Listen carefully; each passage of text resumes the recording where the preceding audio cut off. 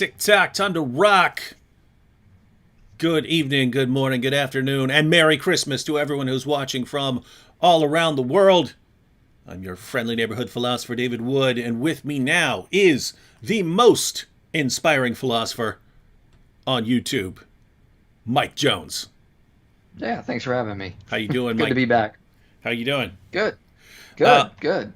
before we jump into things, I've got a link to your channel in the description box. Why don't you go ahead and tell everyone a little bit about what you do over on Inspiring Philosophy?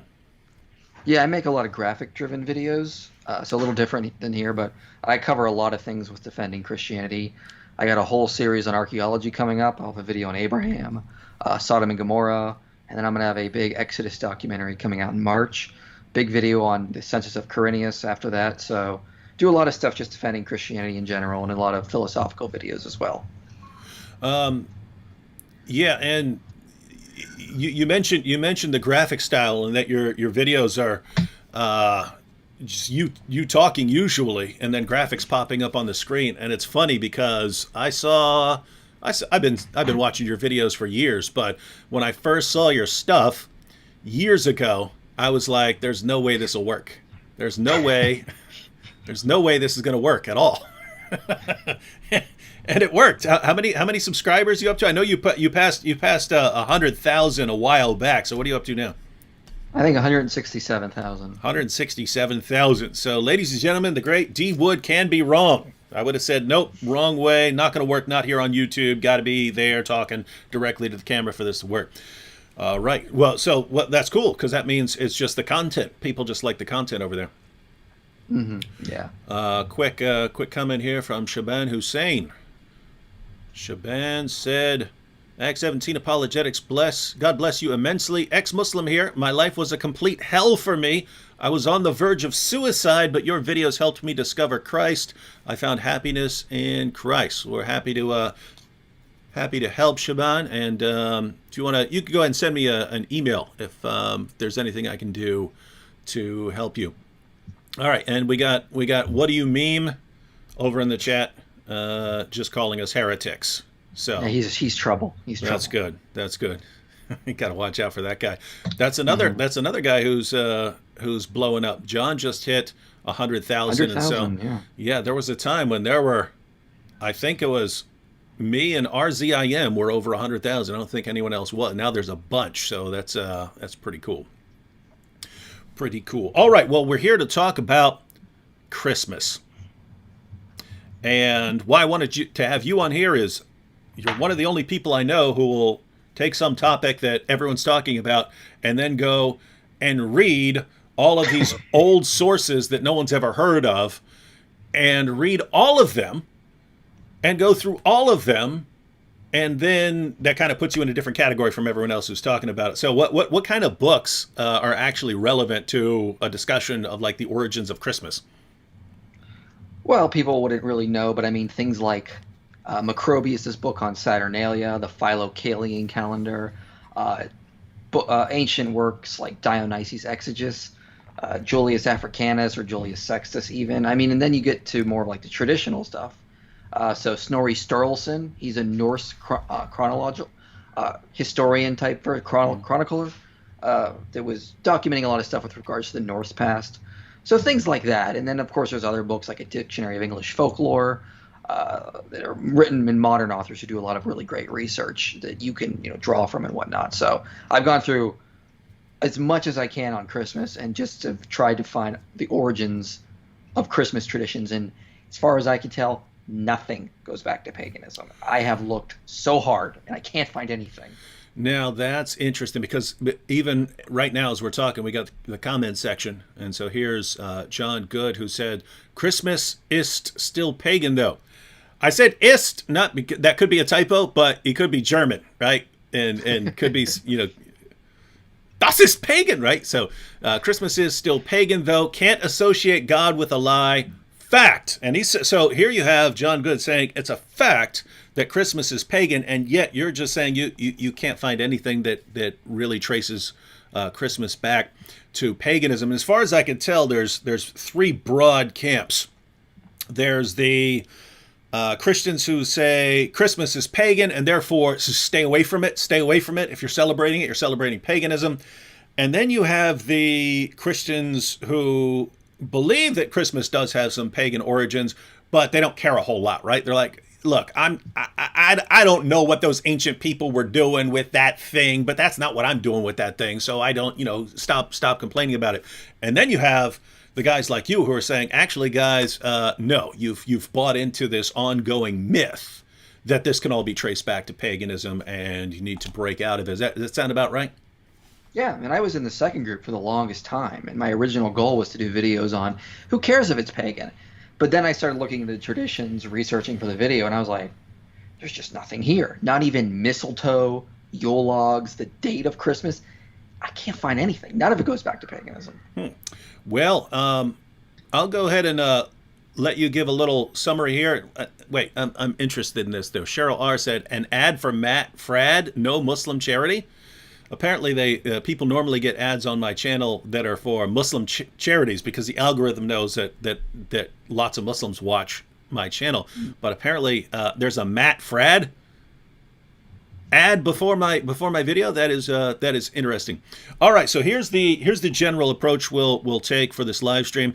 I'll go ahead and give you a couple minutes here at the beginning to break down what you did find when you started doing some research on this issue, and then we will look through some of the relevant parts of a History Channel article, because my wife was showing me this History Channel article, and they're saying, I mean, there's some interesting stuff in there, and so it'd be good to take a look at it. But they are giving some of the standard origin of Christmas type explanations of things, and so we'll read through a little bit of that and get your perspective on them, and we'll also take some questions in the chat. Does that sound all right?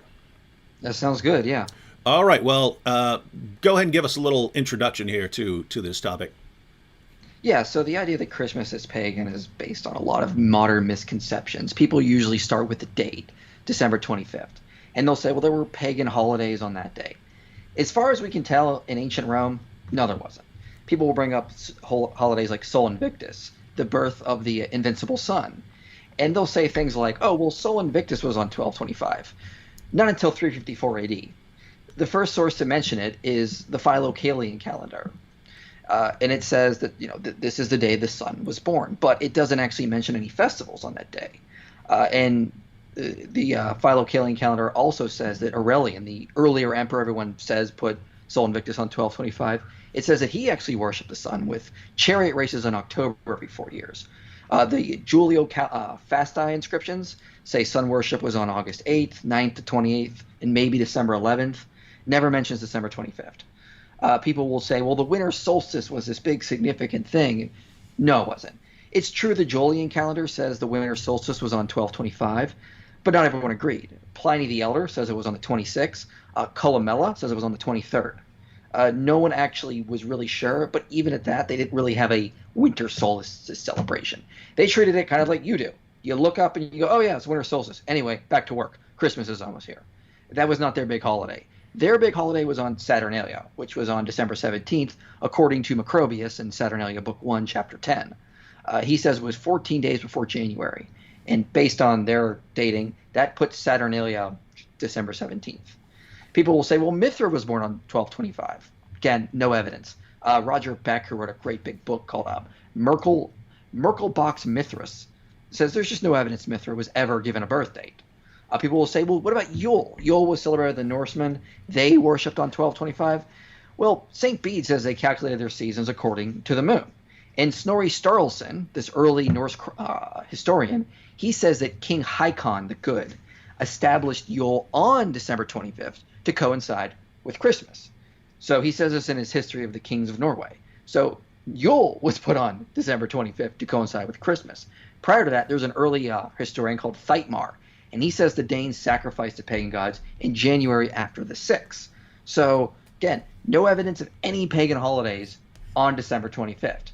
And same with a lot of these traditions. Christmas trees, as far as I can tell, they go back to about 1571 in Germany, probably more from paradise trees. a paradise tree was something used in an Adam and Eve play, and their feast day was on 12/24. Okay, well, if you're going to do an Adam and Eve play, you need a tree, and the only trees that are available in Germany in the winter are going to be pine trees. So they would decorate it, to match the Adam and Eve tree. And of course, you don't leave food you don't let food go to waste in medieval Europe. So what do? Well, you eat it, and so it probably just got associated with the Christmas Eve, and then December 25th slowly by morphing into that. The first mention of a Christmas tree is in a city called Alsace in 1576. So again, there's just no evidence any of these traditions go back to paganism. And I can cover some more as we go through this article, but I mean, there's just no evidence as far as I can tell. Yeah, let's deal with a quick misconception here. So Dylan C. said, so you mean to tell me the ancient Israelites rolled around in the snow and had Christmas trees in the desert? Yeah, Dylan, no offense, but you might want to study a little something on comprehension. Mike, did you say anything like that? No. And are you saying that Christmas is an ancient Israelite celebration? No, of course not. Okay, it's not all an right. ancient Israel celebration. So Dylan, I'm not even sure I can classify this as a straw man, but you're in that direction of attacking a position that no one has actually advocated. So if you want to respond to something that IP has said here, I shouldn't call you IP. Your initials are IP, but then it sounds like I'm saying that I'm peeing or something. Doesn't matter. All right, I'm going to call you Mike Jones. That'll work. All right. So let's go ahead and check out a little of this History Channel article. Go ahead and read a little bit, and some of it might be right, some of it may be wrong. We'll go ahead and check it out and see what we come up with. All right, Christmas history, facts, and trivia. So this is was originally published 2 years ago, and they updated it. So this is the latest on Christmas. This is the latest, most up-to-date information from the History Channel. And they say, learn why we kiss under the mistletoe, the commercial origins of Rudolph the Red-Nosed Reindeer, whether Jesus was really born on Christmas Day, and more. And let's go ahead and scroll down. Christmas facts and trivia. They might have an intro here. Let's see. Long before there was a Grinch who stole Christmas, there was Krampus, the devilish half-man, half-goat that helps out jolly St. Nicholas by stuffing naughty Austrian children in sacks and dragging them to hell. Yes, the true history of Christmas is as colorful as your neighbor's seizure-inducing house light display. Learn more about the pagan origins of Christmas. This already shows that you're wrong, Mike. Oh. You said it can't be traced back to pagan origins. So, but we're about to learn more about the pagan origins of Christmas traditions and gather some fun trivia to share over a mug of expired eggnog. All right. So, do you know who Krampus is? Yeah, he's it comes from the German word for claw. He's an old German folk tradition that started around in the Austria Alp region in southern Germany. As far as we can tell, there's no evidence he goes back to paganism. He probably was just a devil that they just called Krampus, like a version of Satan. The good evidence for that is that who is his counterpart? A saint. A saint in Krampus. So, I mean, saints are always battling demons and medieval Catholic traditions and whatnot. So Krampus is probably just a version of the devil. And Krampus wasn't really universal. For example, in France, there was instead of Krampus going around with St. Nicholas, you had Old Man Whipper, who was this old guy who was punished, and he's got to now serve St. Nicholas, and he goes around and he whips children kind of thing. Krampus is just like the Bavarian version of him. It's an old Christian tradition, and there's no evidence it goes back to a pagan origin. Yeah, the Germans were always a bit darker. Did you ever check out Struwwelpeter? No, what is that? That was like their stories for little kids to learn not to, suck their thumbs and things like that. But like their versions of stories that you tell little kids to help them stop doing things, where there's this evil barber who's going to show up, and if you suck on your thumbs, he's going to randomly show up and shear your thumbs off. And so, but they're all like that. They're all like massively bloody stories to get kids not to do this. And so, yeah, Krampus sounds pretty cool. All right, now let's get into their case here. Was Saturnalia the original Christmas? The ancient Roman festival of Saturnalia was the most anticipated week on the Roman calendar, celebrated every December during the winter solstice. In paying homage to Saturn, the god of time and agriculture, Romans would take the week off from work. Even the slaves decorate their homes with pine wreaths, see, pine trees, pine wreaths, light festive candles, attend raucous parties and feasts, and exchange gifts and offerings. When the Roman Empire embraced Christianity, many of these traditions were carried over to the celebration of Christmas. Let me see if there's any more on Saturnalia. I know they have a separate article on there. Oh, yeah, we do. Yeah. There's not much. What's funny is that when you go click on that other article, it doesn't mention the pine wreaths. So I don't know, their own source, the other History Channel article, doesn't mention this pine wreath because they just made it up. There's no evidence. If you read Macrobius's big book on Saturnalia, he never mentions pine wreaths. Hold on. Before we go on here, I'm always interested in sentences that I know no one has ever uttered before. And I'm pretty sure no one has ever said, if you read Macrobius's really big book on Saturnalia. Well, if you got some free time on the Saturday, just go through it. All right, you go ahead and continue. I just thought that was a funny sentence. Go ahead. Yeah, there's just no evidence that. Well, first of all, it wasn't a winter solstice celebration. It was celebrated on December 17th to honor the god Saturn. And they didn't decorate with greenery or pine wreaths, as far as we're aware. They just basically, it was a day when slaves got to pretend to be masters. It was like the role-playing switching kind of thing. They did exchange gifts, but I mean, you exchange gifts on almost every holiday. There was probably candles, but I mean, back then candles were associated with almost everything because that's how you had light. They had parties and feasts, I mean, but so did everyone. I mean, it's not like a big deal. But no, there were no pine wreaths involved with Saturnalia. They didn't do any, and this idea that it was a winter solstice celebration is just false. It was to honor the god Saturn, who was the god of agriculture. My favorite thing I've ever heard, and they don't say this, but there's a documentary on Psalm 119 Ministries called The Christmas Question. And they say, well, the symbol of the god Saturn was mistletoe. Okay, that's just false. I mean, mistletoe is a weed. You're telling me the god of agriculture has a symbol that's a weed. That's like a goddess of chastity having a stripper pole for her symbol. It wouldn't make any sense. And so, no, the god Saturn, his symbol, if anything, was wheat. And they basically just honored the fact that they had a good festival and they would just have a party or whatnot. But Christians never borrowed anything from Saturnalia. It died out long before a lot of the Christmas traditions we have now were made up by Europeans throughout their history. All right, and let's see. Let's deal with a quick. Since we talked about the pine wreaths here, and we have this from. Let's see. Move things around. Robin says, just says pagan temple with 8 Christmas trees on there. So are Christmas trees a pagan temple? No. Are you positive? What? I'm 99% positive. I mean, I don't even know where they're getting that from. So you're telling us there's a chance. If people are worried about pine trees, let me read Isaiah 41:19-20.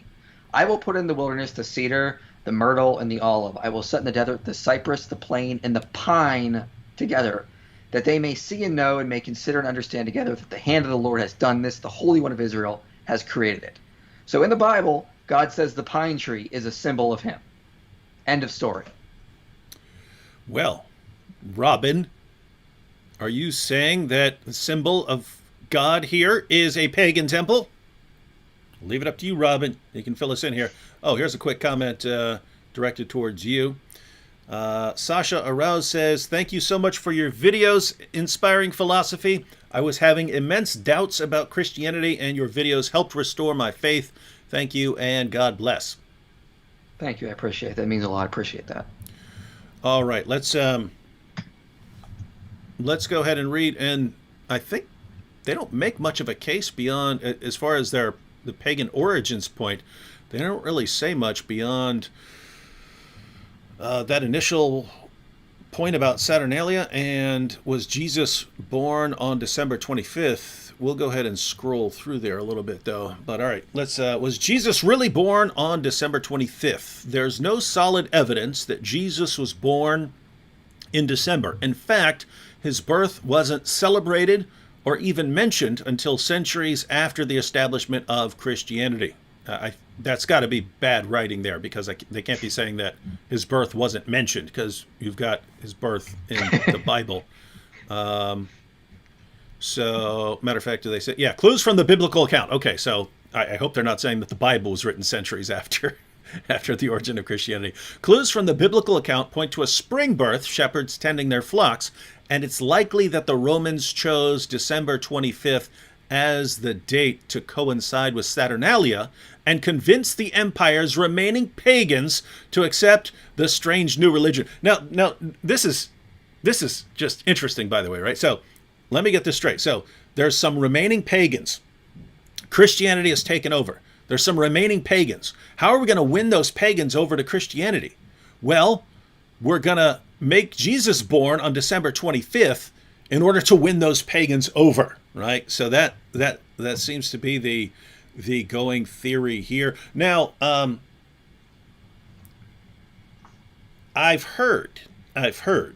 So basically, I've heard that classic story that there was a pagan festival on the 25th, and Christians set up a kind of rival celebration on that day, and that became Christmas.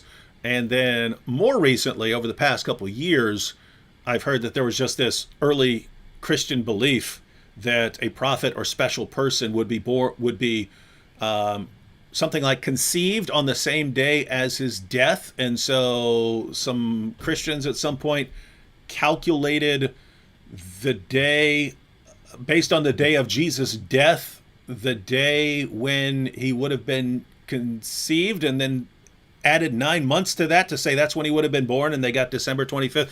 I'm sure I'm getting some of that wrong, but what's the idea there? No, you're essentially getting most of it right.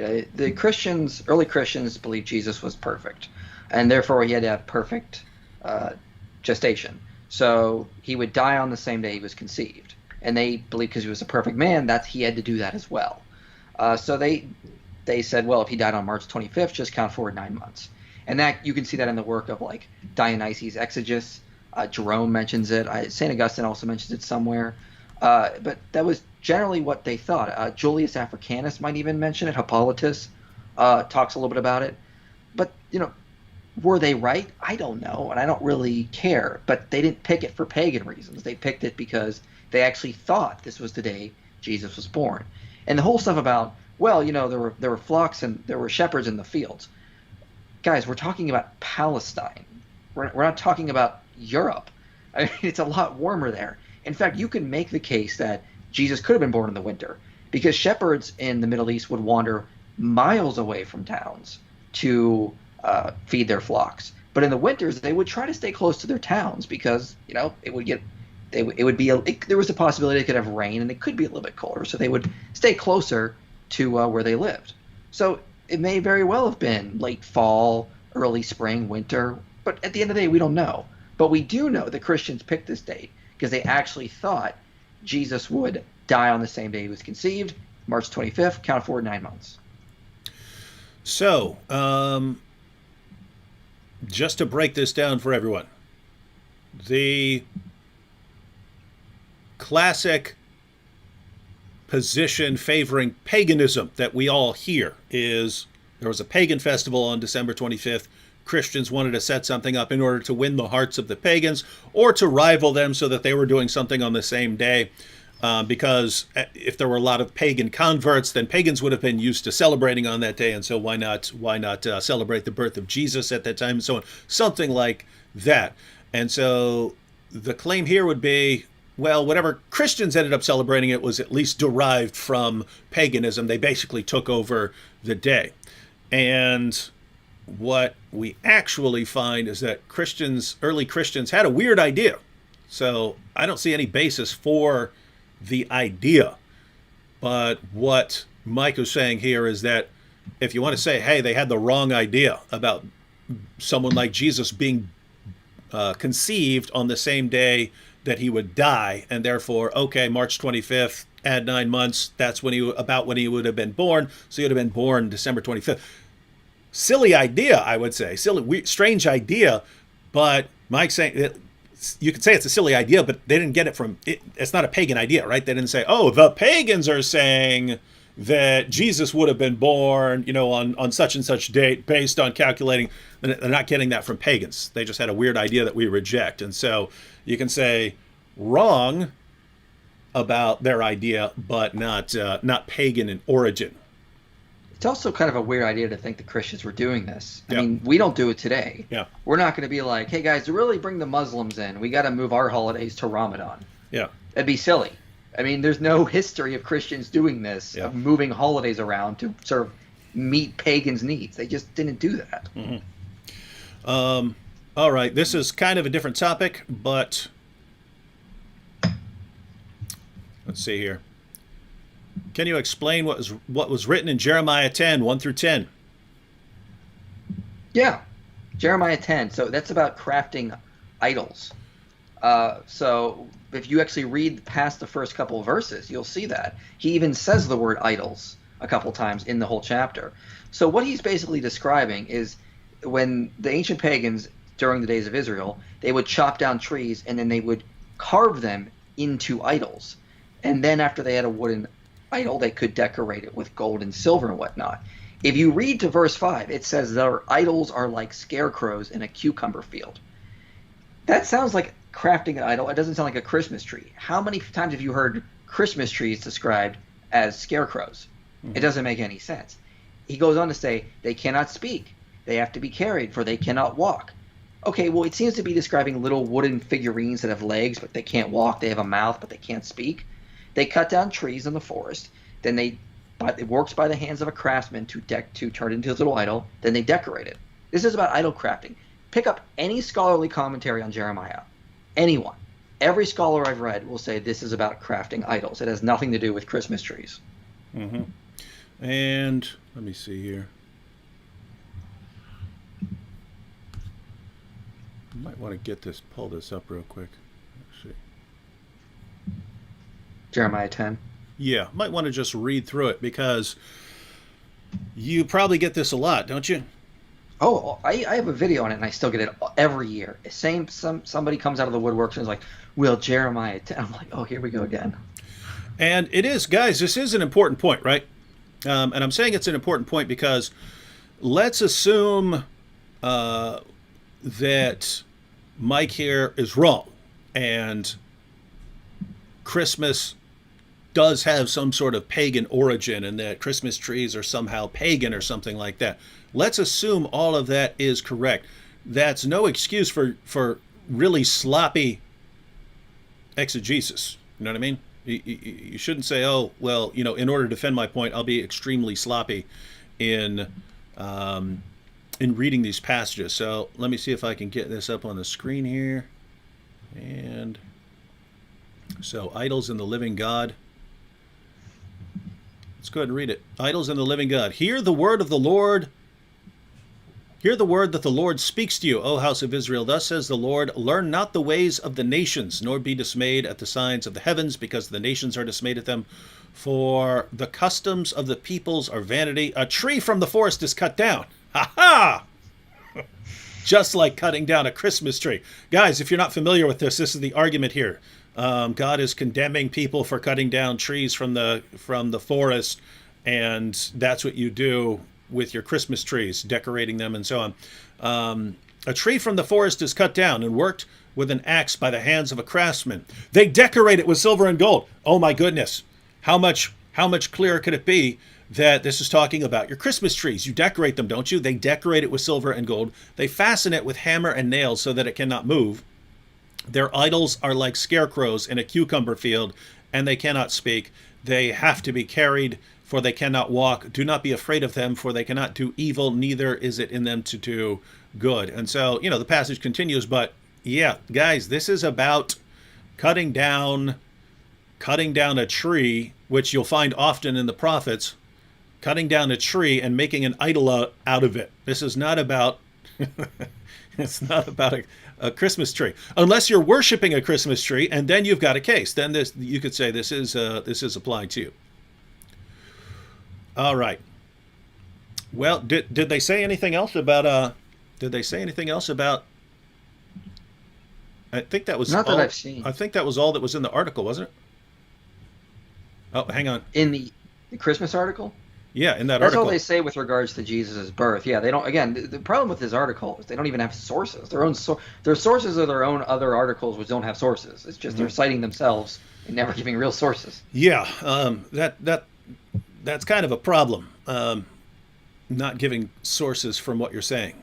You guys know what we're talking about? So anyone can say anything. So look at this. Look at this. This is Carlos here. This is Carlos. Carlos says, but is historically proven Christmas is a pagan origin. Jesus, the apostles, and disciples never kept Christmas. Now, I don't know if you're just saying two separate statements there, Carlos. You say it's historically proven that Christmas is a pagan origin. Then you say Jesus, the apostles, and disciples never kept Christmas. I don't know if you're saying, well, Jesus, the apostles, and disciples never kept Christmas, therefore that's the proof that Christmas has a pagan origin, or if you're saying there's some separate historical proof that Christmas has a pagan origin. I want to say there's no connection between those two things, right?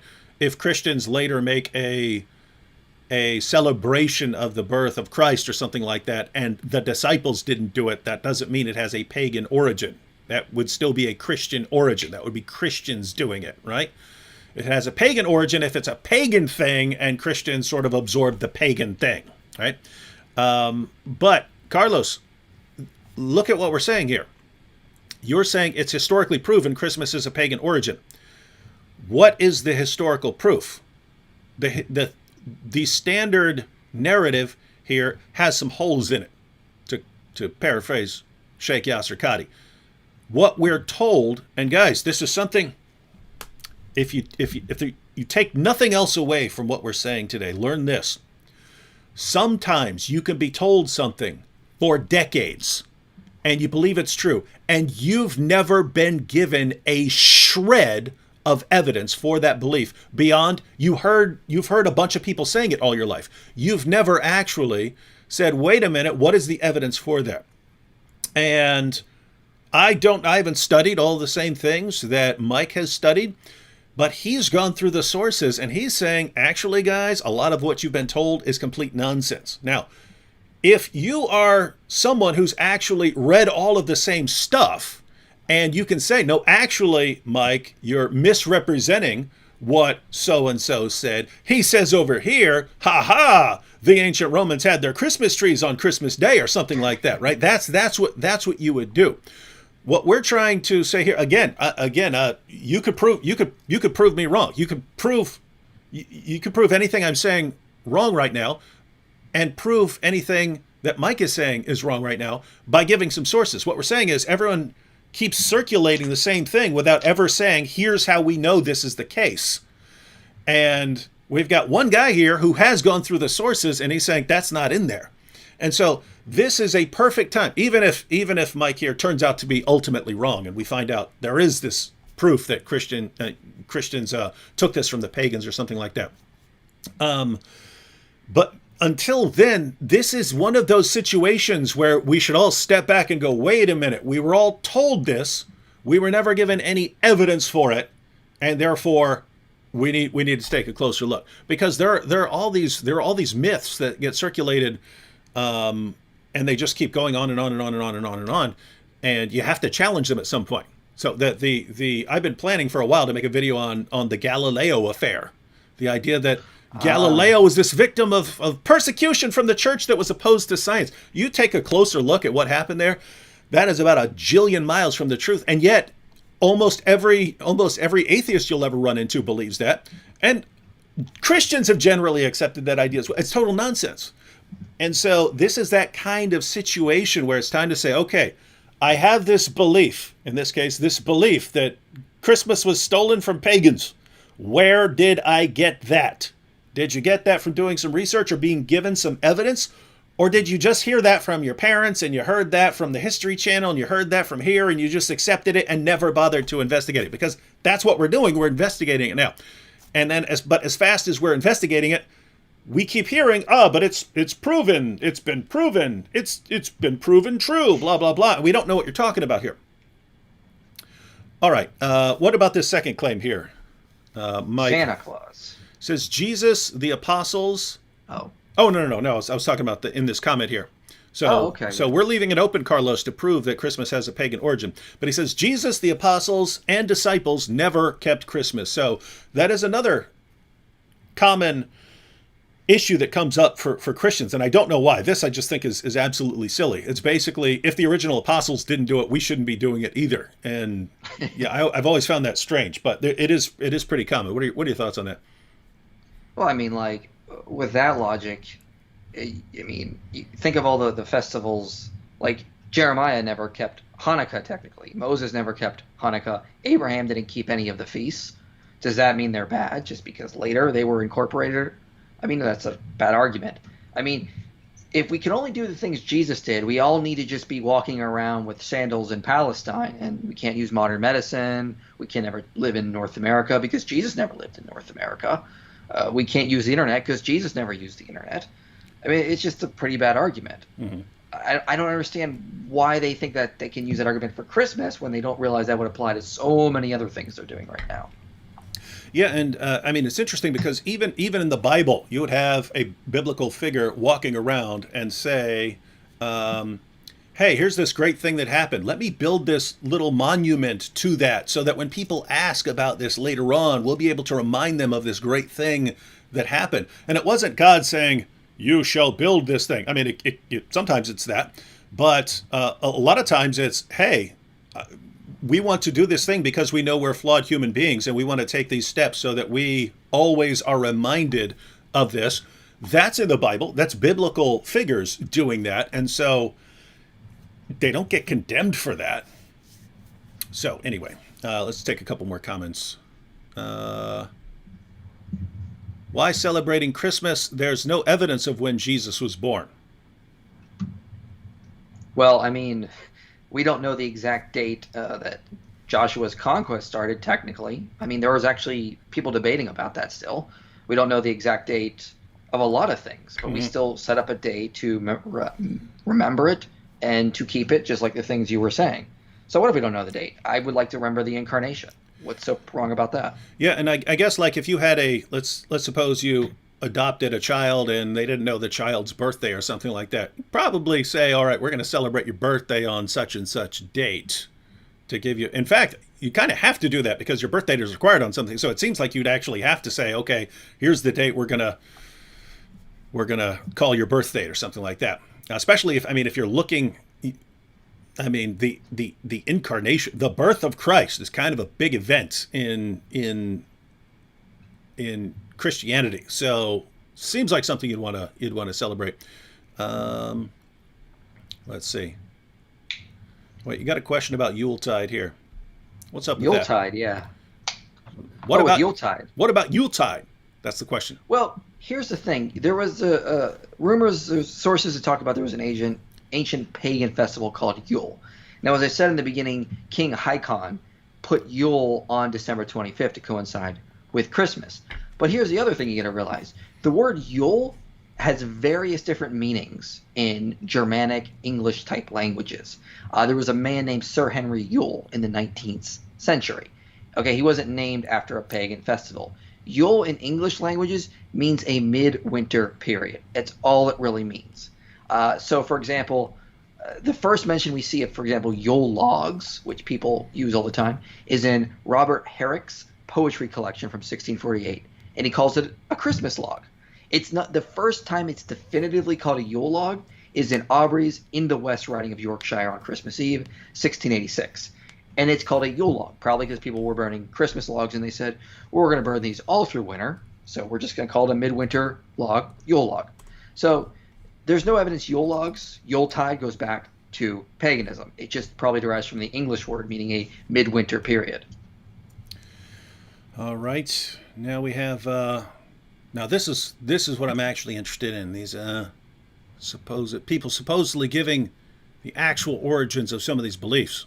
Now this is how you do it, ladies and gentlemen. This is how you show that these things have a pagan origin. So Bears 25 says in Greek mythology, bam. Wait a minute. Now I'm thinking he's joking. He says in Greek mythology, Odin travels on a chariot. Bears, you're saying Odin is part of Greek mythology? All right, let's just ignore that. In Greek mythology, Odin travels on a chariot with 2 horses and gives gifts to people. And Italy, there is a myth where a witch travels on a broomstick and gives gifts exactly like what Christians celebrate for Christmas, I guess. All right, go ahead.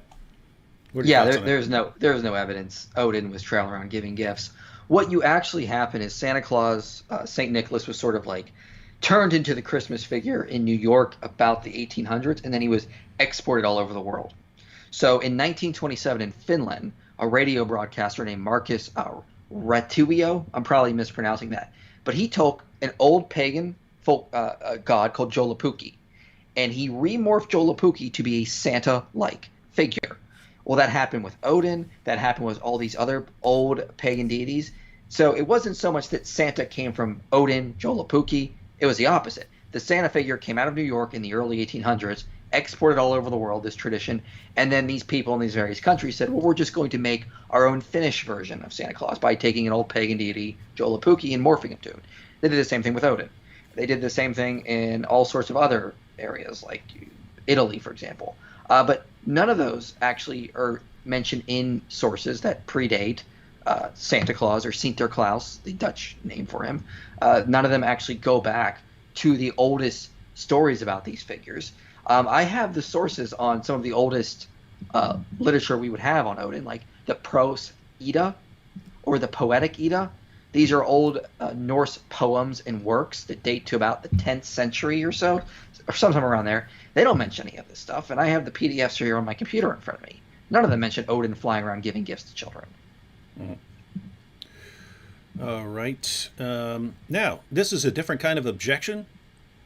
Mr. Wisdom says, Christmas has nothing to do with Christianity these days. And notice, that's a different, completely different kind of objection. You could completely agree with that, right? So Mr. Wisdom, notice what's being claimed here. There are people who say Christianity took Christmas from the pagans, and it's actually a pagan holiday. And again, there are different ways Christians could respond to that. They could say, oh, it's a pagan holiday. Well, I don't want anything to do with that. Or they could say, yeah, it started as a pagan holiday, but then Christians made it a Christian holiday, so I'm going to go ahead and celebrate it anyway. And what Mike here's been going through is he's claiming that's actually a false claim, that Christmas did not have a pagan origin. It evolved in various ways over the centuries, but it wasn't something that was taken from the pagans. Now, if you want to respond and say, but Christmas doesn't have anything to do with Christianity, tons of people would agree with that. Right? That what we think of as Christmas nowadays, what in the world does it have to do with celebrating the birth of Jesus? So the response to that would be like the response to anything. I mean, you could say that about your church, right? A church might get to the point where it doesn't have a lot to do with Christianity or the gospel or anything else. You don't say, well, therefore churches had a pagan origin or something like that, right? So talking about a couple different things. But what are your thoughts on what Christmas is now? One thing I forgot to mention with regards to Odin, in the earliest sources like the Prose Edda, he doesn't even ride a sleigh. He rides an 8-legged horse. So he's not even in a sleigh being pulled by a horse. He's actually riding the horse. So that's a little different. But just go to 1 Corinthians 11. Paul talks about the Lord's Supper. It had been turned into this drunken feast that just was a debacle. It was not honoring the Lord. He doesn't say, well, you've ruined it. Now you got to throw it all out. He says, get back to what it really meant. Sure, people have abused Christmas. They turned it into a materialistic holiday. That doesn't mean we can celebrate it for what it actually means. Go check out the video I just uploaded, The Lost Message of the Bible, where I'm trying to encourage people to get back to the real meaning of Christmas and what it was really about. So, no, just because people abuse the holiday doesn't mean we have to throw it out. Mm-hmm. Yeah, so Mr. Wisdom, it's basically if you believe that Christmas has a Christian origin and you believe that Christians have veered away from that, then you would simply call them back to remember Christmas for what it's supposed to be about. And so, yeah, totally different kind of objection there. We have a comment from Eli.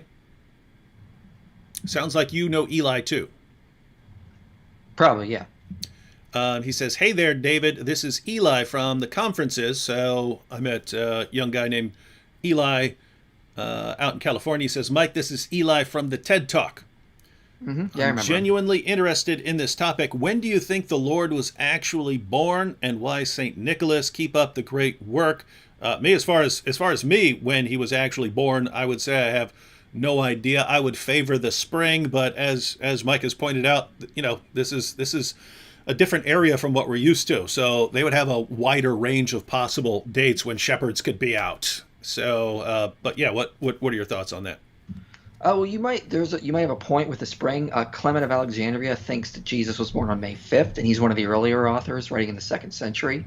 Michael Heiser wrote in his book on reversing Herman. He's trying to calculate based on the stars the wise men would have seen. He says September 11th. Another interesting theory. There are a lot of Catholic apologists that do make a pretty good argument for December 25th based on calculating Jewish feasts and when the angel would have announced to Mary and everything. So there's good possibilities. I'm not really nailed down to any because I don't really care. With regards to his second question on why St. Nicholas, there's actually a really interesting story behind that. As I mentioned earlier, in New York, there were a lot of Dutch immigrants in around the 1800s, and they were trying to get back in touch with their Dutch roots in America. Well, the Dutch really liked St. Nicholas. It was called Sinterklaas, and so they really celebrated his feast day on December 6th a lot. However, in New York at around the same time, Christmas had become this drunken, rioting festival, and people wanted it to get back to what it was really about. So they started writing these articles encouraging people to celebrate Christmas, and they moved Sinterklaas, St. Nicholas, to December 25th. They stopped dressing him as a Catholic priest and dressed him as a traditional Dutchman from that time period. They wore big red suits. They also encouraged to give gifts on Christmas Day instead of on New Year's Day because in the 1700s, gift giving happened on New Year's Day. Well, they morphed it all. So Christmas is really like an American Dutch amalgam of different traditions, just sort of trying to make this one big conglomeration of different festivals. In other words, it's kind of like a melting pot festival, the way it has come about today. So, guys, for those of you who are saying, but what does Santa Claus have to do with this, or what does this have to do? Yeah, that's kind of the point here. It's if you're claiming this as a pagan origin, what is your actual case for that? Because Mike's been able to trace a lot of the origins of a lot of these things, and they don't seem to have much to do with paganism. And so if your claim goes back to, well, if the apostles didn't do it, then I won't do it, you go ahead and try to live consistently with that for a little while. But a lot of us don't share that belief, right? I believe I can do all kinds of things that the apostles never did. And stop taking antibiotics. Yeah, it's very, very strange position. So we fall back to the claim that Christmas has a pagan origin, which we have not seen any case for yet. Now, Matt Maddox here, he may have updated this. I'll have to scroll down, but Matt Maddox has posted repeatedly.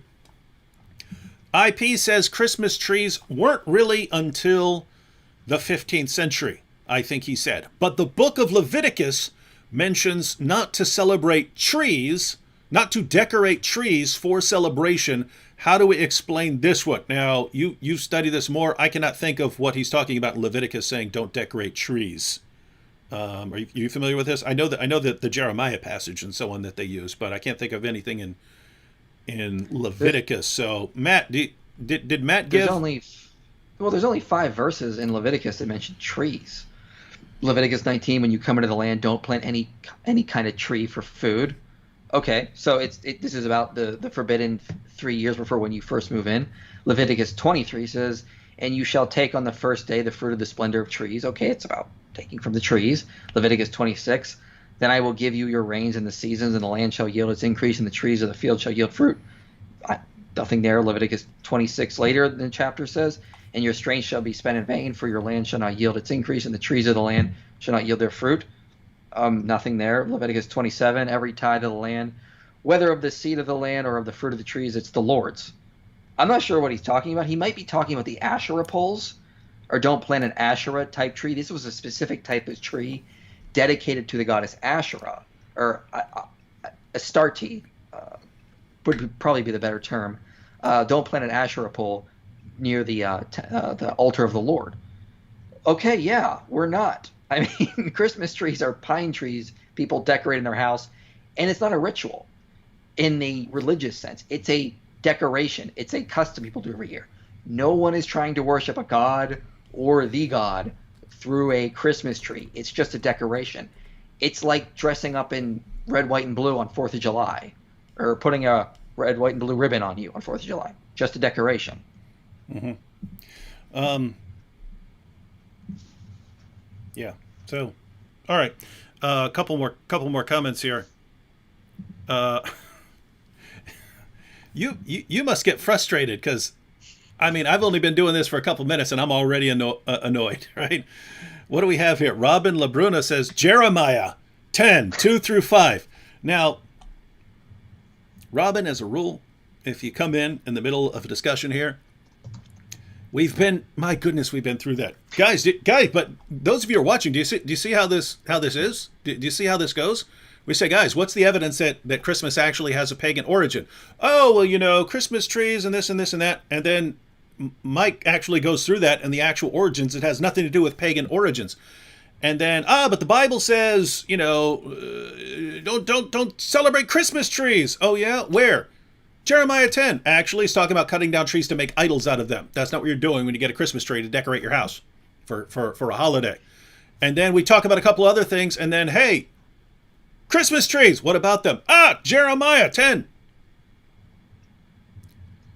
Guys,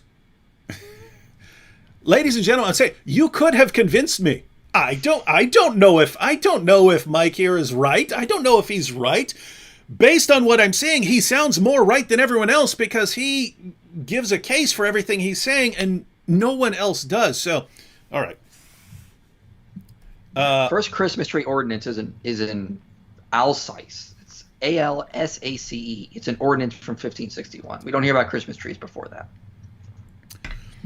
that.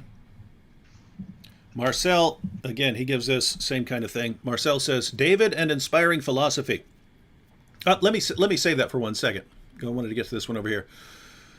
All right. Jesus Saves said, Christmas tradition are not pagan. Trees were worshipped as fertility gods and were brought into homes for good spirits, and that's where we get the tree into our homes from. So, Nope. You've been refuted. That's the point of bringing the Christmas tree in there, was to bring the spirit, the good spirit, into there. And he says that's where we get the tree into our homes from, to bring the good spirits in.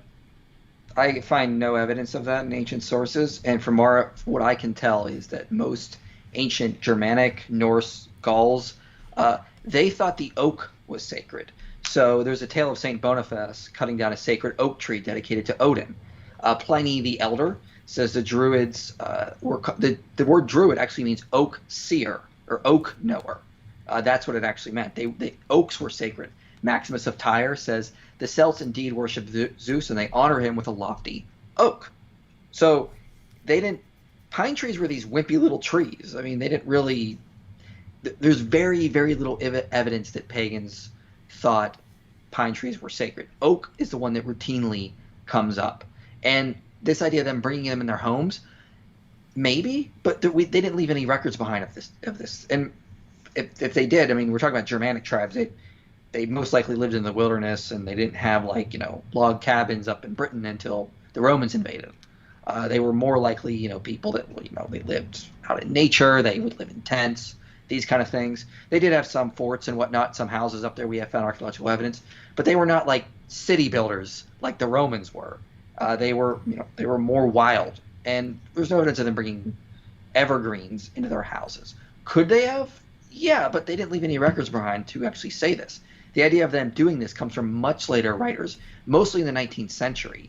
They wanted to just try to come up with origins for a lot of this Christmas stuff, so they just would, half the time, they were just making things up. Yeah, I see lots of people making things up. Speaking of making things up,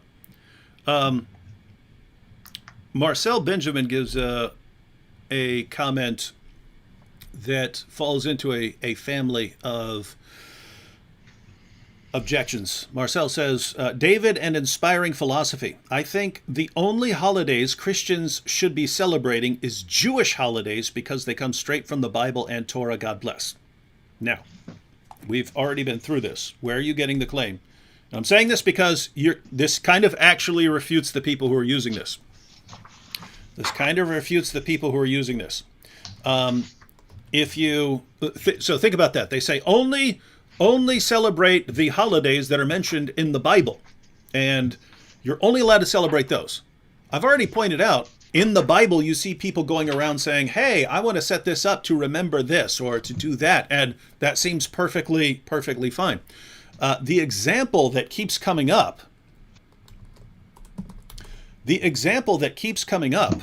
let's see, Roxanne here, Molina says in the super chat, hi, I would like to know your thoughts on the Feast of Dedication, Hanukkah.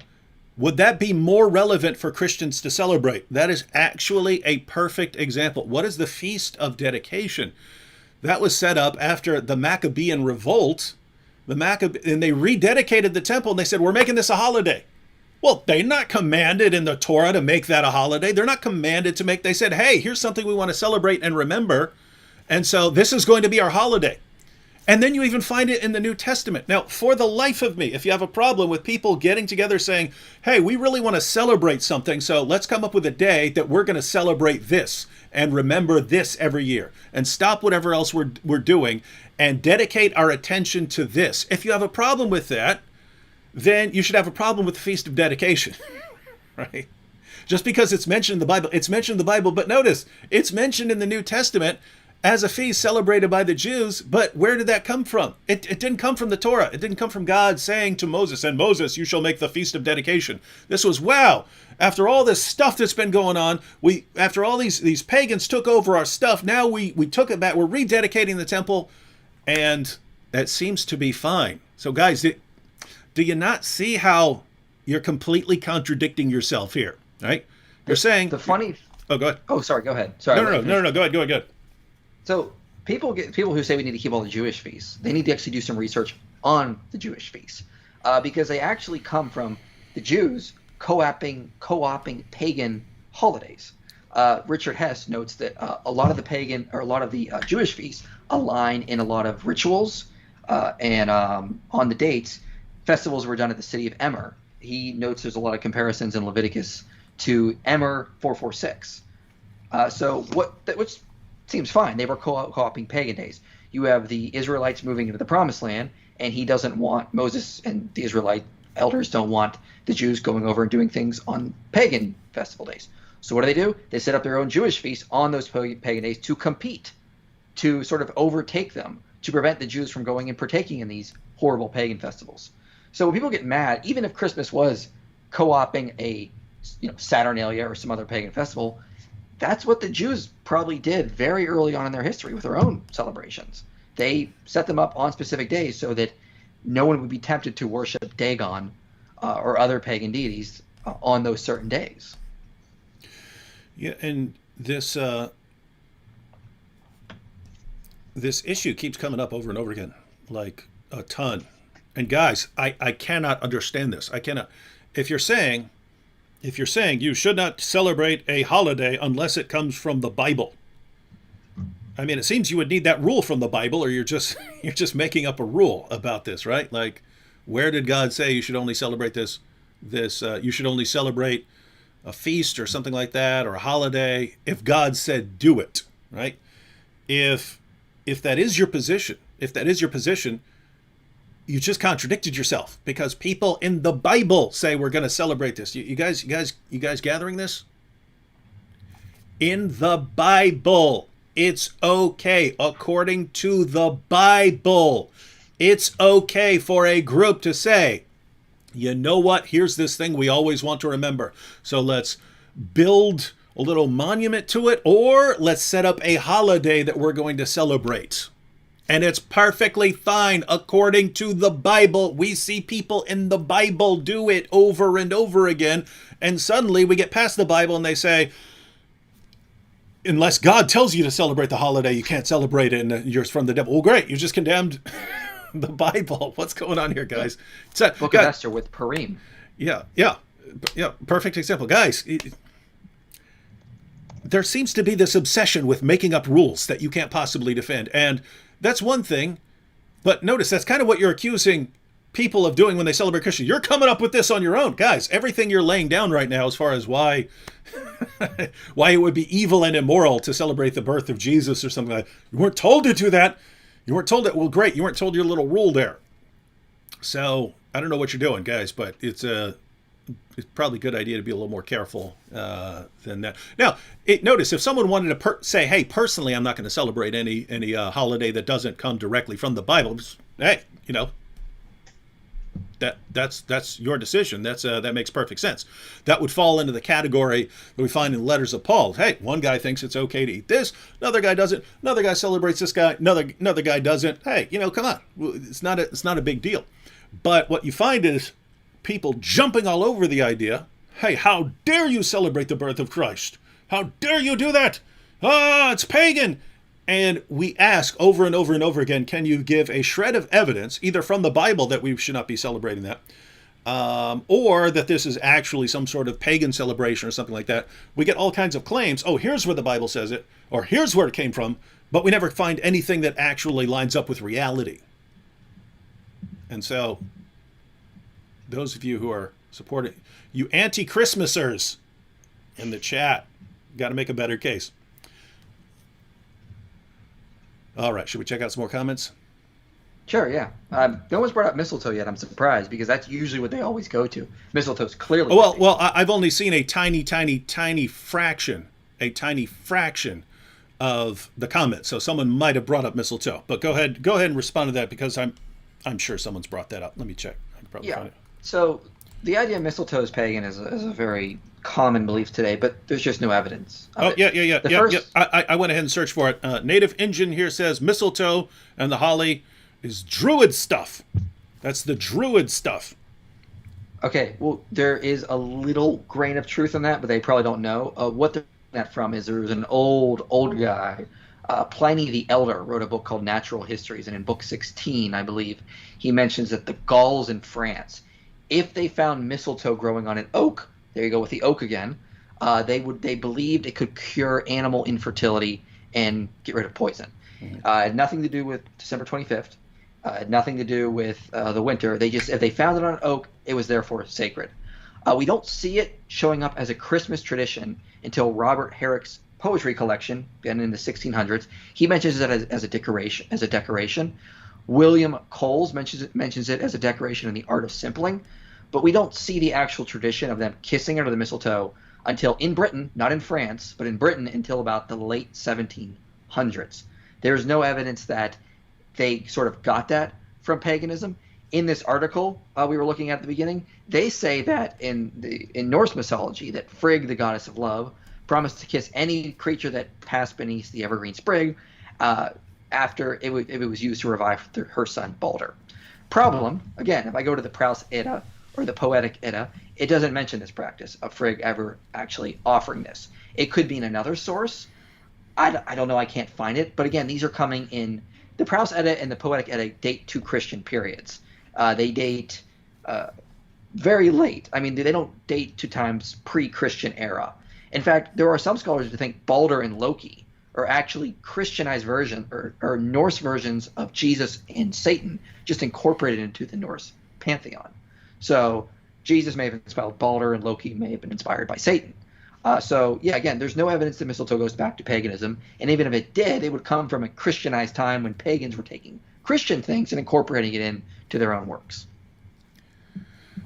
I'm trying not to laugh at some of these comments here. Yeah, I know. It's whew, they Me can get bun, kind of bad. Me bun here said, Christmas has origins in Babylon. The son of God, Tammuz's birthday is on December 25th. And here, for the case cracker, if you rearrange words of Santa, it spells Satan. Now, when I see that, I almost think someone's not being serious here because, I mean, there are people dumb enough to say, if you rearrange the letters of Santa, it spells Satan. Guys, you know where Santa comes from, right? You know where Santa comes from, as in like Santa Barbara and stuff like that, right? You know what I mean, it comes from saint, right? That's just that spelling of saint. You know that, right? So what are you saying? That saints in a certain language are Satan? What are you trying to get at here? I don't know. But as for Christmas, this is something I find interesting, Mike. Here, Christmas has origins in Babylon. The sun god Tammuz's birthday is on December 25th. Now, guys, here's what I find interesting. Right? Notice how the origin of this keeps jumping around. It's because of such and such in Norse mythology. It's because of Mithra. It's because of Tammuz. It's because of, well, guys, I mean, you only need one that you can actually nail down. But when you have 50 things that you claim this came from, I mean, think, if you said Christians actually got it from this, then what about all these other 49 people who say it came from something else? Do you guys see the problem here? You're saying that this celebration on December 25th came from this, and then as soon as we look into that, you say, no, it came from that. And then we look into that and say, no, it came from that. Well, where did it actually, do you know where it actually came from, if you're saying? Do you have any idea where it actually came from? Because every time Mike starts to respond to something, you say it came from somewhere else. Now we're at Babylon. Christian said, I wonder what they're doing in Babylon. Let's go back to Babylon and get our festival. Well, I don't know why they bring up Tammuz. Tammuz was the god of shepherds. He was actually originally a human king, probably because he shows up in Sumerian king lists, and he just sort of like became a god. He was the shepherd king kind of thing. He was never said to be born on December 25th. Ironically, this is a guy that you'll see sometimes Jesus mysticists use to try to say Jesus was sort of copied from Tammuz, and I have a whole video on my channel, Jesus vs. Tammuz, where I go into the details, and they're nothing alike. But no, Tammuz was not a sun god. If they meant like the sun, like S-U-N, no, he was the ancient Mesopotamian sun god was Shamash or Utu. If they meant like S-O-N, like sun, like as in child son, that wasn't a thing. There were a lot of gods that were sons. Enki, Enlil, Tammuz, Nana, Utu. I mean, a lot of them were sons. What's the point? So no, there's no evidence that this goes back to Babylon. That's just silly.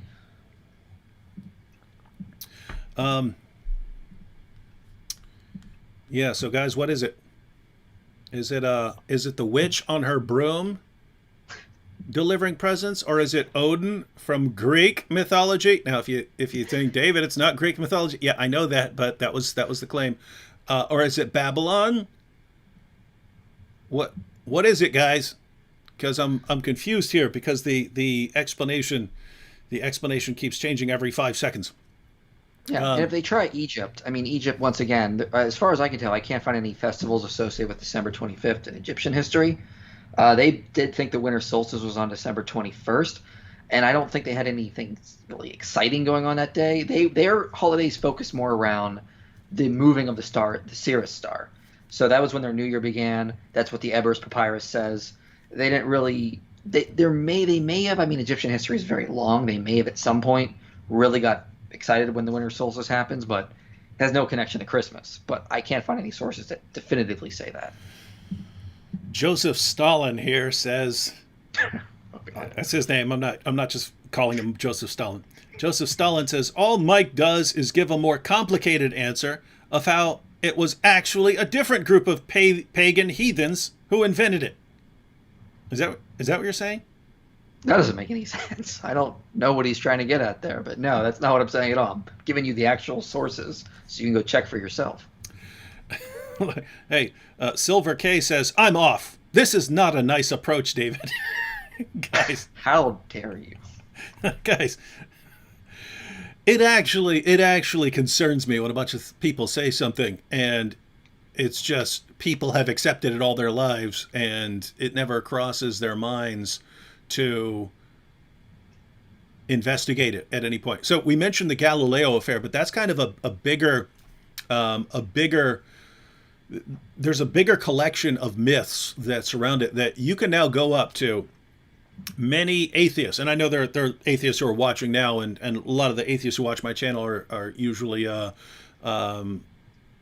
mild atheists. They're not the angry, aggressive Christianity is going to destroy the world if we don't stop it type of atheists. But those kinds of atheists, right? It has to be stopped or they'll destroy the world or something like that. You look at what they claim, and it's all about this war between Christianity and science.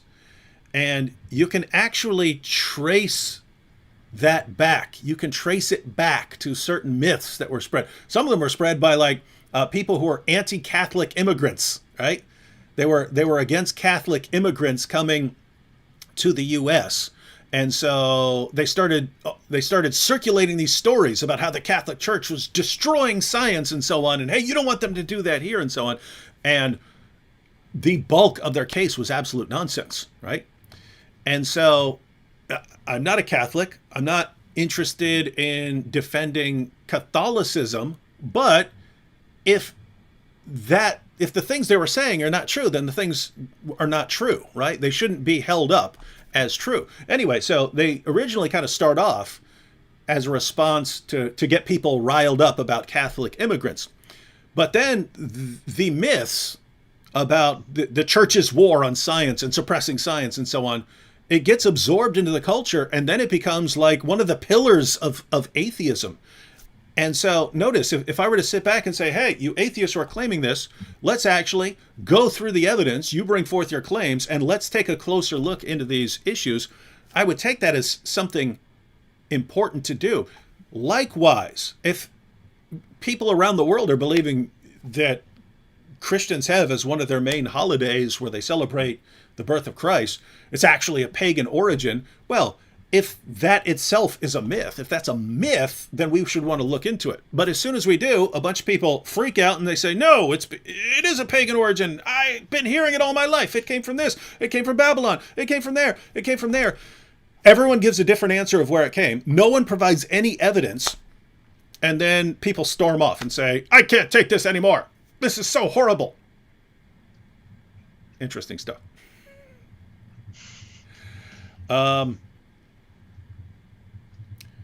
Joel Abraham said, could you talk about the actual origin of Christmas? How did it actually begin? Now, you talked about that kind of at the beginning, but anything you'd like to add here now that we've been through several of the issues?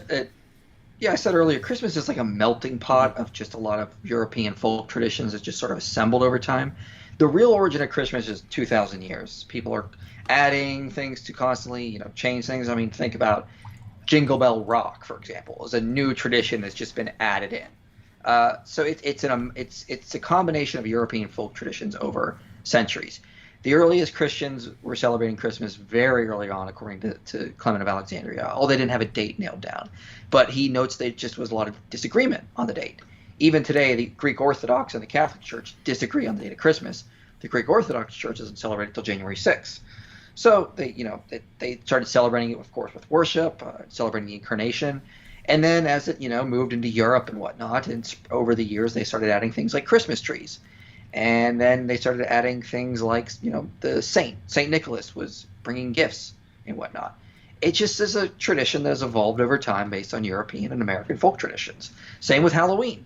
Same with Valentine's Day. Same with Easter. Same with just about every holiday. Thanksgiving, for example, is an American holiday that has changed and morphed slowly over the past 100 years or so. It's just what holidays are. The real origin is Christian. It goes back to Christians wanting to honor the incarnation, and over time, it's just gotten bigger and bigger and added more customs and decorations to it. Lovely Day to Serve the Lord said, Muslims, Hindus, Buddhists, and literally most major world religions celebrate it. If it's Christ's birth, then why do pagans celebrate it? So notice, since all these people from all kinds of religions tend to celebrate Christmas now, it must have a pagan origin, and not kind of the more obvious route that it became this big holiday of gift giving and became a big commercial enterprise because now everyone's going out and buying presents and they try to outdo each other this year, and it becomes this big celebration and people do it around the world, and then everyone starts celebrating Christmas. Notice it's kind of the reverse of what's being claimed. It's being, you guys are, I don't mean all you guys. I mean, it's the people who are defending this sort of pagan origin. It starts off as this pagan thing. And then Christians say, we want some of that paganism, and so they go ahead and take that.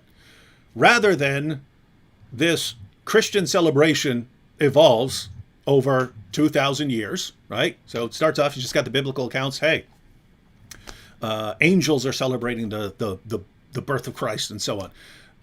And then Christians eventually start celebrating the birth of Christ, and then it gets associated with all these other things, and then you get, different areas are doing this in different ways, and then Christmas trees and things like this, and these all become a part of it, but it becomes so big that now everyone's doing it, right? Well, that doesn't mean that it starts off as a pagan holiday. It just means that I mean, it's like people from around the world now everyone wants Jesus on their side, right?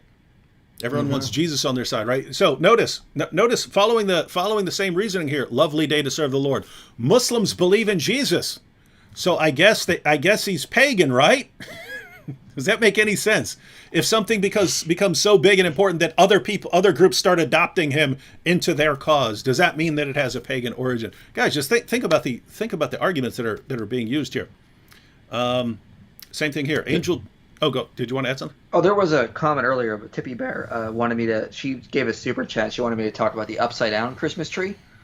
That's actually a tradition that you'll see in Poland.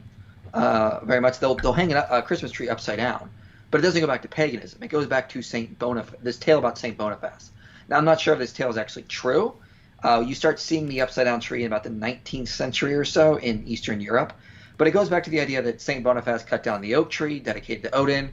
He wasn't killed by Odin, and then after he pointed to the fir tree and said it was a symbol of Christ. And so what you see in parts of Europe is they took a pine tree, Christmas tree, hung it upside down to represent the Trinity, like it makes a triangle kind of thing. So Christian in origin as well with that. Angel Joseph here says, if Christmas tree is not pagan ritual, then we must find evidence how it relates to Christianity. Otherwise, it has no relevance to our beliefs. Angel Joseph, there's a massive collection of objections here, right? If someone says Christmas tree came from paganism, that is one kind of objection. But notice, if you say it came from paganism, that's the origin. The burden of proof is on you to show, hey, here's how this has a pagan origin. We have not seen that. We have not seen any evidence of that. Then the claim that it sounds like you're advocating is, well, if it doesn't explicitly come from a command of Jesus or the apostles or something like that, then it has no relevance to our beliefs. I would agree it has no relevance to your beliefs, right? But if by no relevance to your beliefs you mean you can't have anything to do with it, I'd say that's nonsense. I mean, I'm guessing you wouldn't give your wife flowers because where are you getting that from? Where are you getting that from? Now, so just imagine. Let's say, hey, we want to celebrate.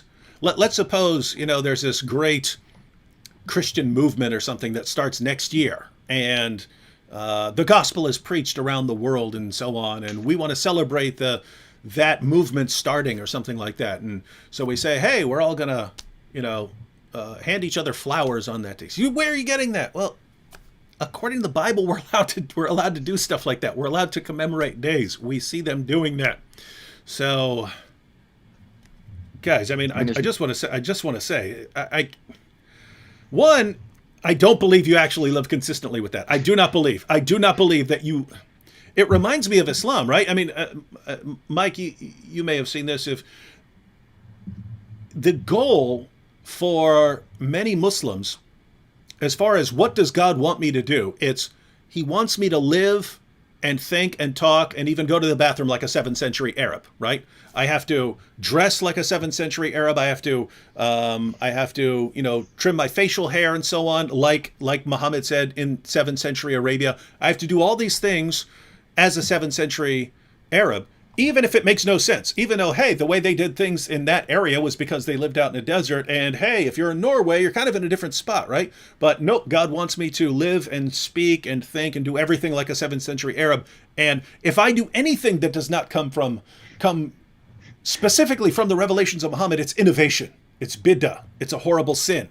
I'm doing something that Muhammad himself did not do. So I cannot find anywhere where that comes out of Christianity. I cannot find anything that would suggest that that's how Christians are supposed to be thinking right now. And yet it's so common. And so one is, I don't believe you guys are consistent. I do not believe that if I went to your house right now, I would find you doing everything like a 1st century Christian.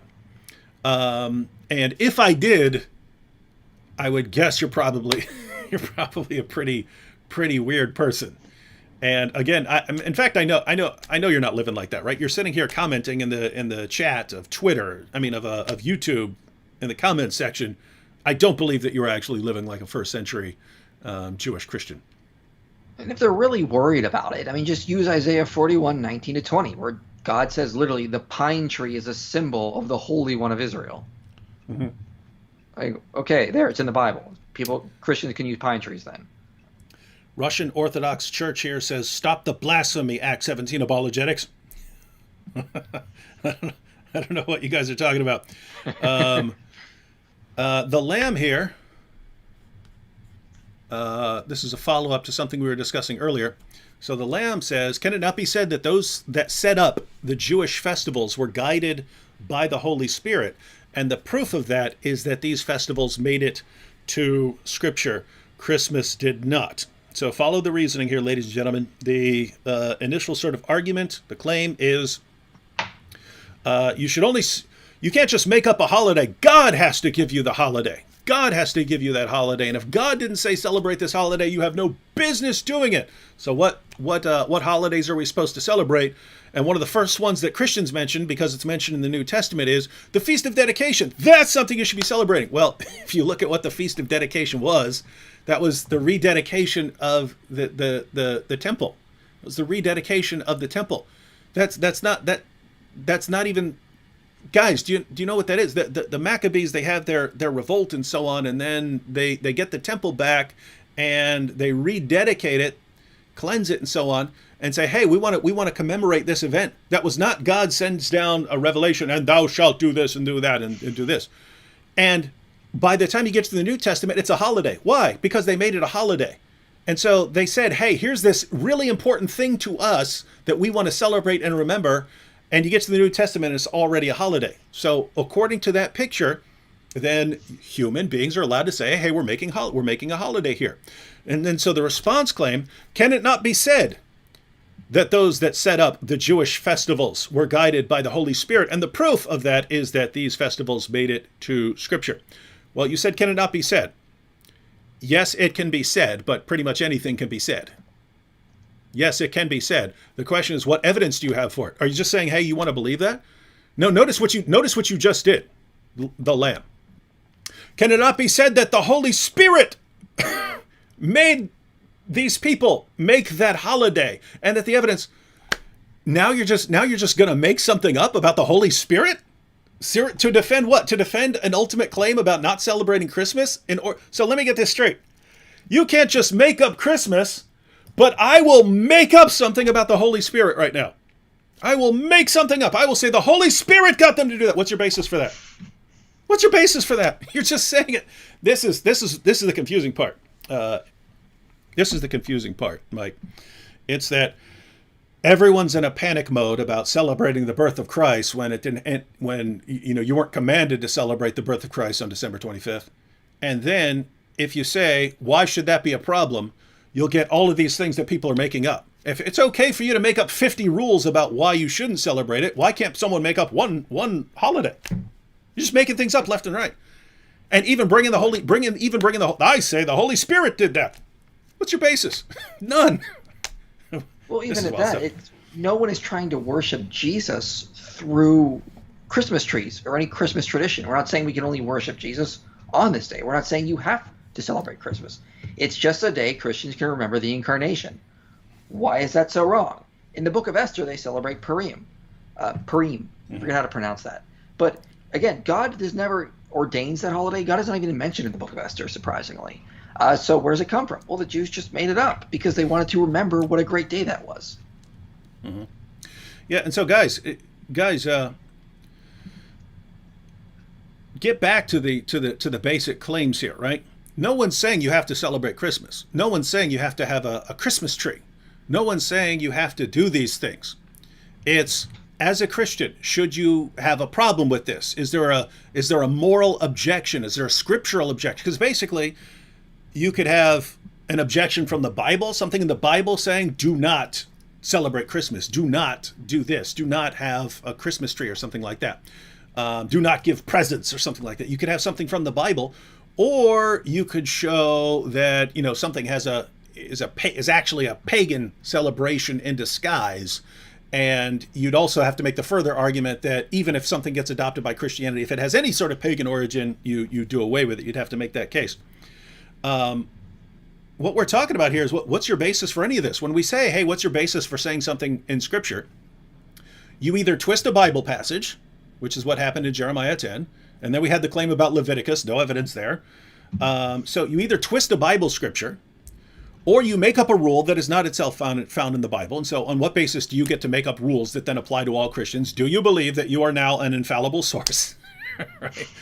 Notice we're no longer sola scriptura here, my friends. Mm-hmm. It's the Bible and you. The Bible and you are making the rules here, because you come up with all these rules. Oh, you can't do this. Unless God has said something, then you cannot celebrate it. Where are you getting that from? I just made it up. Okay. But at the end of the day, we're not seeing anything from the Bible that says don't celebrate Christmas. We're not seeing any connection between the origins of this Christian holiday and paganism. The claims that are normally made are totally bogus once you go back to the sources, like Mike has. And so we're not saying, hey, you have to celebrate Christmas. You're saying, hey, if you don't want to celebrate Christmas because you think it's pagan or something like that, you need to take a closer look. But me, again, I treat it like other things in the Bible. Hey, one person celebrates this day, another guy doesn't. One person thinks he can eat this food, another guy thinks it's wrong to eat that food. Hey, let each one be convinced in his own mind. What we're saying is don't come with false claims. Don't come with false claims. You don't want to celebrate Christmas, don't celebrate Christmas. No one's making you. Hey, yeah, and you know. Go ahead. Oh, go ahead. No, I've been talking way too much. You're the guest here. I just keep getting annoyed that every time I look at the comments, I see something that we talked about 30 minutes ago. Oh yeah, that is literally my life when it comes to this topic. But I mean, there's nothing wrong with celebrating Jesus' birth because you're just following the example of the Magi. They came to celebrate Jesus' birth. Why can't we follow their example and celebrate Jesus' birth in similar ways? We give gifts. We honor the incarnation. I mean, it's literally in the Bible celebrating Jesus' birth. Mm-hmm. So, sure, there is no verse in like Acts or something about the Christians getting together to honor the incarnation.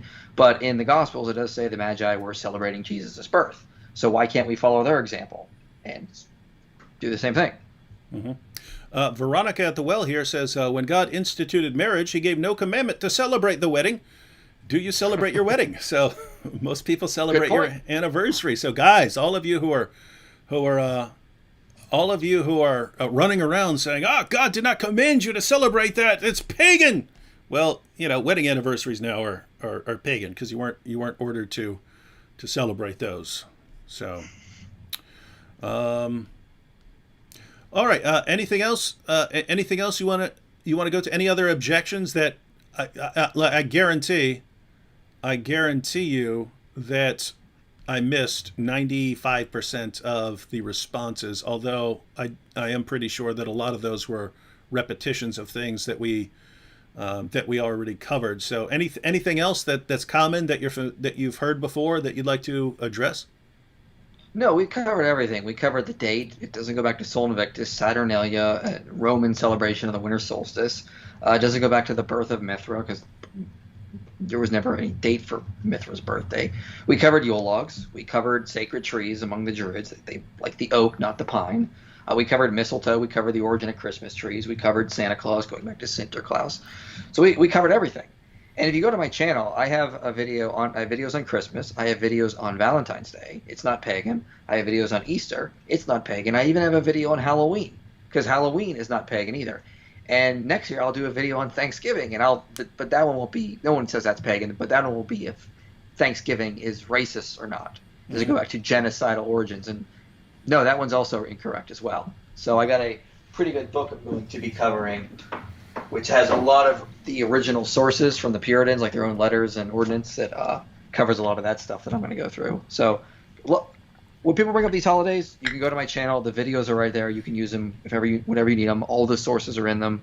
And that should help you out when people make these ridiculous claims that these holidays go back to paganism. And you're not just a holiday guy, though, right? No, I'm not just a holiday guy. That's one of my side quests. Uh-huh. Most of what I do is defending Christianity, giving arguments for God's existence. I have a big series coming up on archaeology. I'm going to cover the Exodus, the census of Quirinius, Sodom and Gomorrah, and then I'm going to have arguments for God's existence as well. I'm going to do some stuff on philosophy of mind, the problem of suffering as well, and then I'm going to get into Old Testament law and go through a lot of stuff with regards to the cultural context surrounding that. So I cover a lot of various topics with regards to Christianity. And so yeah, and guys, we focused mostly on complaints about Christmas and the different kinds, either trying to show that the Bible condemns Christians celebrating a holiday like Christmas, or claims that Christmas actually has a pagan origin. Didn't find any good cases there. We do want to point out that Christians on the whole seem to be somewhere along. We have a comment here from Dove Walventhal, who said, "Thou shalt not make up thou shalt nots yourself." That goes back to what I was saying earlier. Guys, it's all this stuff about you're not allowed to do this, you're not allowed to do that. The biblical perspective is when I was talking about Paul with, hey, if you don't believe it's okay to eat that, don't eat that. And if this guy over here believes it's okay to eat that, then let him eat that, right? This idea here is, hey, we have all of these essential, important things that we have to agree on, ladies and gentlemen. On the non-essentials, on all these other things, you shouldn't be getting too upset over some of these things. And so the perspective of tons of Christians on this is Nancy here says, Christmas is the day we celebrate Jesus' birth. I literally don't see a problem with that, right? That sums up, I would say, the perspective of most Christians. What I think we have, though, Mike, is because most Christians just take it for granted. Of course, we celebrate the birth of Jesus into the world on that day. They don't make a big deal of running around trying to defend it, whereas the people who are obsessed with the pagan origins theory and stuff like that, a lot of them are obsessed with it. And so I'm saying this because every time I mention the word Christmas in any way, in a video or in a comment or something like that, there's someone ready to pounce. That's a pagan, even if it has nothing to do with what I'm talking about. But so in other words, I think it seems like there are more of them than they are, when I'm guessing they're a minority. What are your thoughts? What percentage of people do you think are anti-Christmas? Well, maybe 10%, but it's the same with review at a restaurant. You're only going to comment if you're angry about it. That's true. Very few people will go to restaurants that are happy or I'm going to go give them 5 stars. Most people who comment are the angry customers. So most of the people who are going to comment on Christmas are like the 10% of people who actually think it is pagan and really just want to get you or something, or think they're more. They think they're doing you a favor sometimes, or they think they're showing you how intelligent they are because they know the true origins. And really, they don't know what they're talking about. They just are repeating the same rumors that are spread around without any evidence. But it's been told so often in today's world that people just assume Christmas goes back to a pagan holiday. But when you start diving in, there's just no evidence of it. Carmel Crunk here said, did Puritans start the Christmas is pagan belief? Now, it goes back earlier than that, but as far as the modern version of that, They did believe it was. I'm not sure if they started that idea. There's always been rumors that something might go back to paganism. Why? People love patterns. They love connecting patterns, making patterns where there aren't. The Puritans saw things that they didn't find in the Bible. Well, it had to come from somewhere, therefore it's pagan. Same mentality. People want there to be a pattern. They just can't accept that it may have come from some sort of like European folk tradition, which is the origin of most modern holidays today. The four big ones, that is: Halloween, Christmas, Easter, and Valentine's Day. But no, I don't know if they actually started it, but they definitely did think it may have gone back to paganism, even though there was no evidence to support it. Platinum Brunette says, the pagan origins argument is popularized by stingy boyfriends. Yeah, there you go. You got that, ladies and gentlemen? It's guys who don't want to buy gifts for their girlfriends, so they say that Christmas is pagan.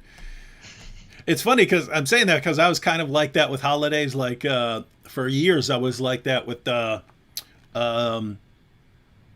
what's the one in February? Valentine's Day. Yeah. For years, I was like that with Valentine's Day. And it's not because I think pagan origins or something like that. I think in terms of it's manipulation, right? It's companies wanting, card companies and chocolate companies and stuff like that. They want to make all these holidays throughout the year so that everyone's always buying their stuff. And then so there has to be a grandparents' day and a, teacher's day, and there has to be a day for everything so that every day is something where you're running out and buying something. So for years I was like, I really don't want to get my wife something because I feel like I'm submitting to the to the manipulation. But I got to a point where like, it's buying flowers and stuff like that.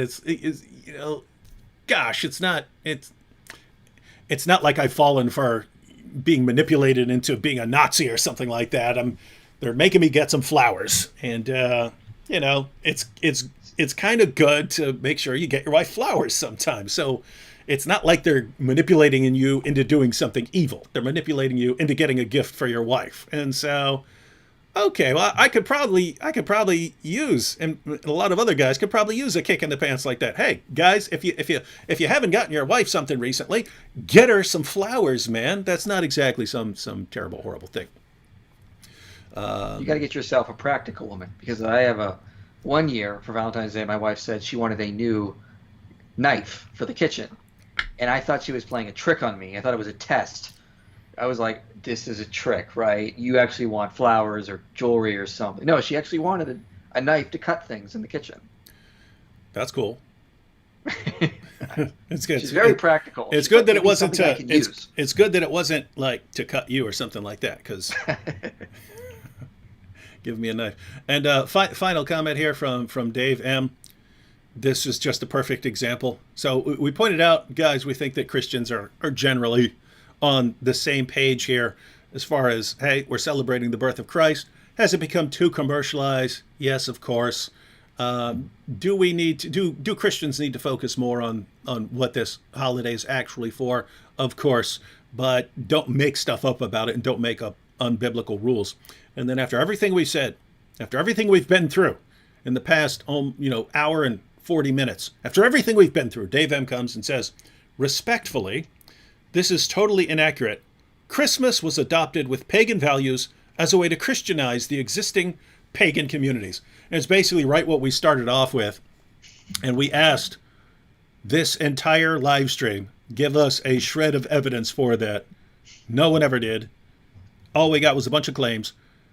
Christmas, nope, it was taken from Babylon. It was taken from Odin. It was taken from this. It was taken from that. Never a shred of any kind of evidence. So is that basically your experience? Because you put out videos on this going a while back. So I'm sure you've gotten a ton of comments and feedback on that. Is it your experience that this is pretty much it? This is all I do, and it wouldn't be hard. They have to be like, go to Macrobius, book 2, chapter 3. It's right there, kind of thing, or it's in this one inscription here. It's been published in this paper, kind of thing. Instead, I get just Google it, and I have to remind them that not everything on the internet, everything they read on the internet is true. Sometimes I'll get vague connections, like it's like, oh, it's in Norse mythology over here somewhere. Okay, where? Or sometimes I'll get like these random quotes from like historians talking about something outside their field, saying it's pagan, and I'm like, okay, so what? I could give you historians right now that say Jesus rose from the dead. Atheists aren't just going to accept that just because some guy who's an historian said it. They need actual evidence. But again, no one ever gives me any evidence that it goes back to paganism. It's just vague assertions, blogs or articles that are not sourced properly, have no citations. So the rabbit trail tends to end there. And here we have a cool joke here. Robin DeBank says, Christmas was originally an Islamic holiday. Lol, do your research.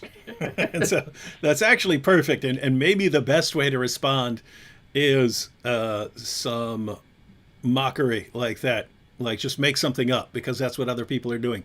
Sometimes that's appropriate. It's basically if someone comes along and says, no, it's a pagan holiday, you want to give them some time to try and defend their points. And if they can't, then, start pointing it out. But after their point has been refuted 19 times and they still keep saying it, then you might just want to start making stuff up as a way of pointing out what they're doing. All right. Well, again, Inspiring Philosophy, the link to the channel is in the description box. Also, if you'd like to support the work he's doing, and he's doing, I focus a lot on Islam. He focuses a lot on dealing with claims of atheists and objections of atheists, objections to the Bible. And so, guys, something important to support. Link to his Patreon is in the description box. One of the biggest Christian YouTube channels there is, and there's a reason for it. He's putting out a lot of awesome content. So subscribe to his channel, check out some more of his videos, and if you can, go ahead and support his channel because, guys, Christians had better do some great work on the internet because if we're not using it, someone else will. All right, thanks to IP for joining, and I'm trying to think of when I'm going to be on. Oh, I'm going to be on tomorrow. Okay, I was trying to think of the next time I was going to be live. I'm going to be live tomorrow with Sam Shamoun and Tony Costa talking about the virgin birth in Christianity and Islam. So we're going to be comparing the virgin birth of Jesus in Christianity and Islam. And unless something goes horribly wrong, catch y'all then.